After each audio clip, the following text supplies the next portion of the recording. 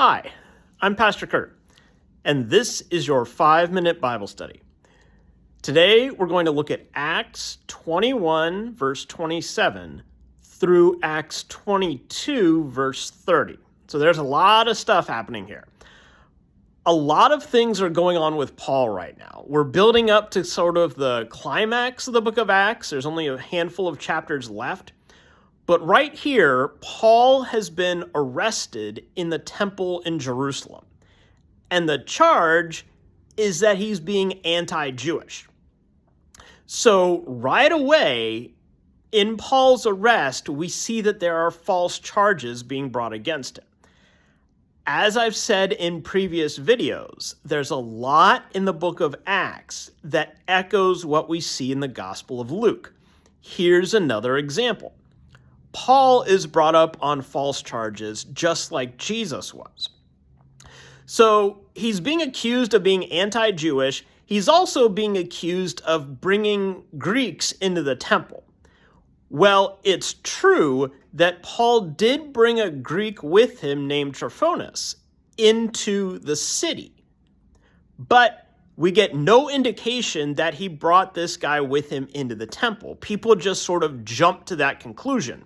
Like, oh, I saw Paul with this Greek guy, so he must have brought him to the temple.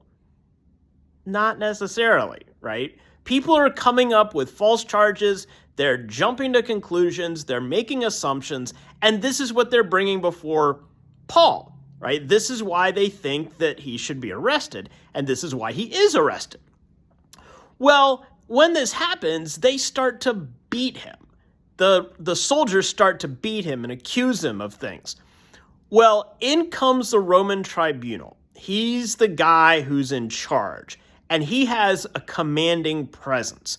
When he arrives, the soldiers notice and they just kind of stop beating up Paul, right? They know that if they keep going, they're going to get into trouble too.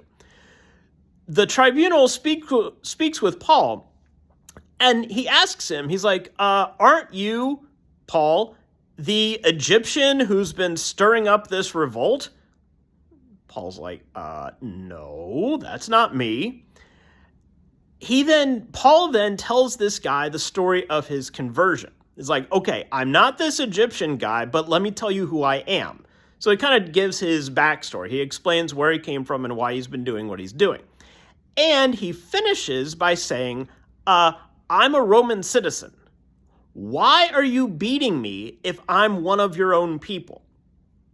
So there's a lot going on here in this scene with Paul. A couple of things for us to notice here is, the first of all, is that people are jumping to conclusions. They've got very limited information about Paul, but then they think they already know the whole story. That sounds a lot like today, doesn't it?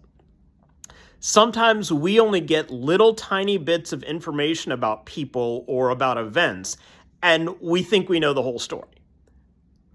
This is sometimes why people don't trust media, because they think, oh, they haven't told me the whole story about things.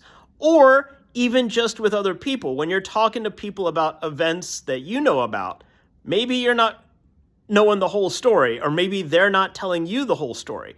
We often do this. We often take just a little bit of information that we have and we jump to conclusions. Like, oh, I saw Paul with this Greek guy, so he must have brought him into the temple, which is wrong. It's like, no, he just brought him into town with him.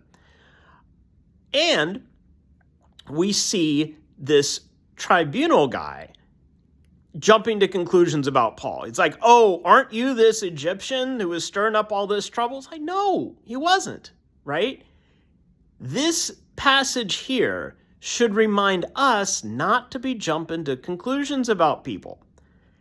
And it's not just what we see on the news, okay? Sometimes you see somebody, you just pass them on the street, or you pass them when you're out and about doing errands or something.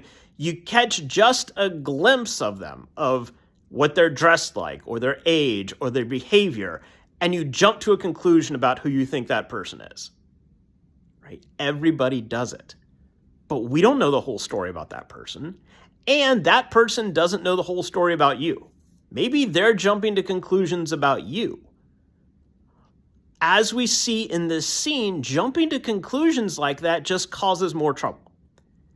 And so as we get information and as we learn things about people, sometimes we need to remember that we don't know the whole story. We need to learn more about them and realize that that first impression we have of them could very well be wrong. This is what the tribunal realized when Paul then told him his story. And hopefully that's what we realize when we get to know people better too. There's your 5-minute Bible study. Please remember to like, comment, share, and subscribe. And I'll see you next time. Thanks.